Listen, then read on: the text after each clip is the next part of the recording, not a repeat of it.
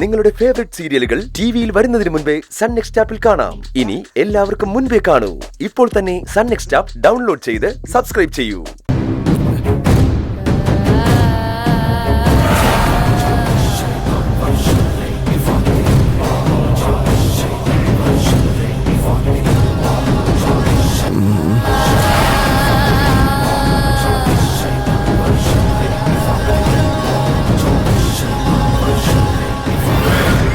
എന്താ ശരവണ, സൗഖ്യമാ?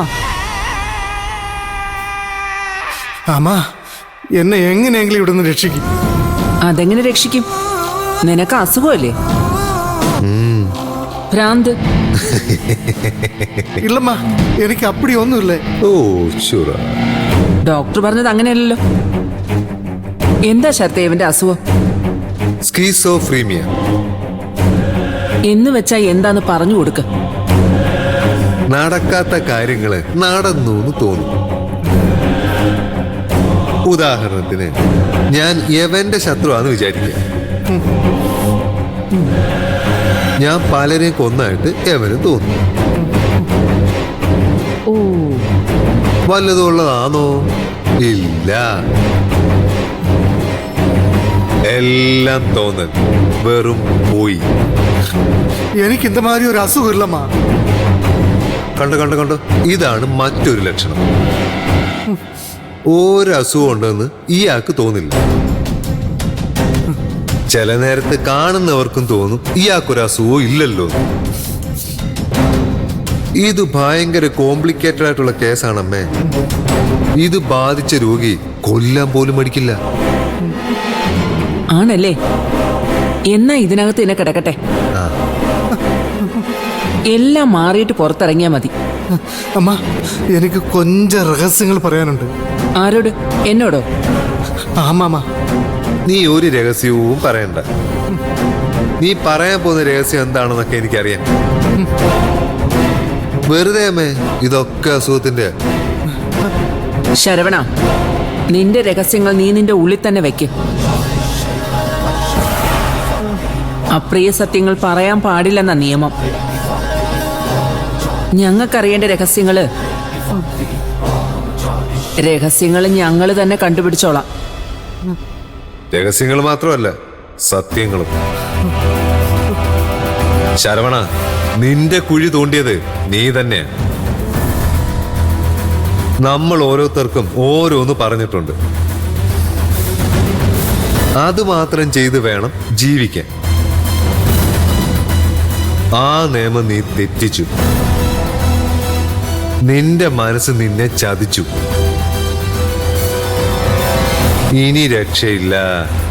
ഒരിക്കലും നീ ഇതിനകത്ത് നിന്ന് പുറത്തു വരില്ല.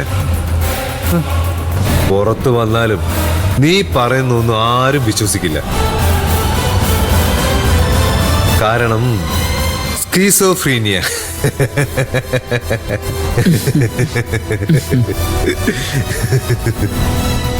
നമുക്ക് പോവാൻ മോനെ. പിന്നെ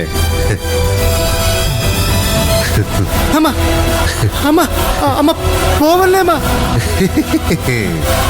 അമ്മ,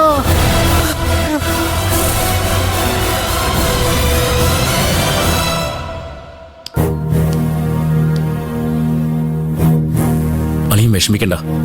നമുക്ക് എങ്ങനെങ്കിലും പ്രേമിച്ച് പുറത്തിറക്കാം. എനിക്കിനി ആ പ്രതീക്ഷ ഒന്നുമില്ല അളിയ. അളിയനും കൂടെ അറസ്റ്റിലായാൽ കുരുക്ക് വീണ്ടും മുറുകും. അളിയും വിശ്വസിക്കുന്നുണ്ടോ ആ ചന്ദ്രക്ക് എന്തെങ്കിലും പറ്റിയെന്ന്? അവിടെ ജീവനോടെ ഉണ്ടെന്നാ എന്റെ വിശ്വാസം. അളിയ, പിന്നെ എങ്ങനെ ഈ കേസ് നിലനിൽക്കും? കേസ് നിലനിൽക്കുന്നോണ്ടാണല്ലോ അളിയ പ്രേമ അകത്തുപോയതും അളിയൻ അറസ്റ്റിലാകാൻ പോകുന്നതും. അളിയൻ പറഞ്ഞതാണ് ശരിയെങ്കിൽ എന്തുകൊണ്ട് പ്രേമയ്ക്ക് ജാമ്യം കിട്ടിയില്ല? എന്തുകൊണ്ട് അളിയനെ അറസ്റ്റ് ചെയ്യാൻ പോകുന്നു?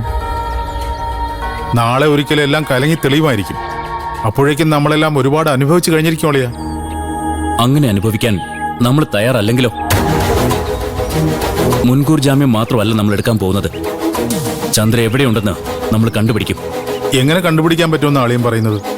എവിടെ പോയി അന്വേഷിക്കും? ദേവിക പറഞ്ഞ ആ സാധ്യത, അതിലാ നമ്മൾ പിടിക്കാൻ പോകുന്നത്. മനസ്സിലായില്ല. ചന്ദ്രയും റൂബിയും കൂടി നടത്തുന്ന ഒരു നാടകമാണെങ്കിലും ഇത്. ആണെങ്കിൽ ചന്ദ്ര എവിടെയുണ്ടെന്ന് റൂബിക്ക് അറിയാൻ പറ്റില്ലേ? അവർ തമ്മിൽ കോണ്ടാക്ട് ഉണ്ടാവില്ലേ? അതിന് റൂബി ഒന്നും സമ്മതിച്ചു തരാൻ തയ്യാറല്ലല്ലോ. നമ്മൾ സമ്മതിപ്പിക്കും. അപ്പോഴോ? എളുപ്പമാണോ അത്? അതെനിക്ക് വിട്ടേക്ക്. ഞാൻ എന്തായാലും ആ റൂബി ഒന്ന് കാണാൻ പോവാ. അത് വേണോ അളിയ? കുഴപ്പമാവോ? ഇത്രയും നാള് നമ്മൾ ഒരു ആക്ഷൻ എടുക്കാതെ മാറി നിന്നു. ഇനി ഞാൻ അതിന് തയ്യാറല്ല. അറ്റാക്ക് ചെയ്യാൻ പോവാ. ചന്ദ്രയെ പുകച്ച് പുറത്ത് ചാടിച്ചിട്ടേ ഞാനിനി വിശ്രമിക്കൂ. എടുത്തു ചാടി ഒന്നും ചെയ്യേണ്ട കുഞ്ഞളിയ. അല്ലെങ്കിലേ കഷ്ടകാലമാണ്. അച്ഛനാണെങ്കിൽ ആശുപത്രിയിൽ. മുൻകൂർ ജാമ്യം കിട്ടട്ടെ, അതിനുശേഷം എന്തെങ്കിലും ചെയ്താൽ മതി. കാത്തു നിൽക്കാൻ എന്നെ കൊണ്ട് പറ്റില്ലളിയ. ചേച്ചി എത്രയും വേഗം എനിക്ക് രക്ഷിക്കണം. അല്ലെങ്കിൽ ഞാൻ അനിയനാണെന്ന് പറഞ്ഞ് നടക്കുന്നതിനാ. അളിയും പേടിക്കണ്ട, ഞാൻ വേണ്ട പോലെ ചെയ്തോളാം.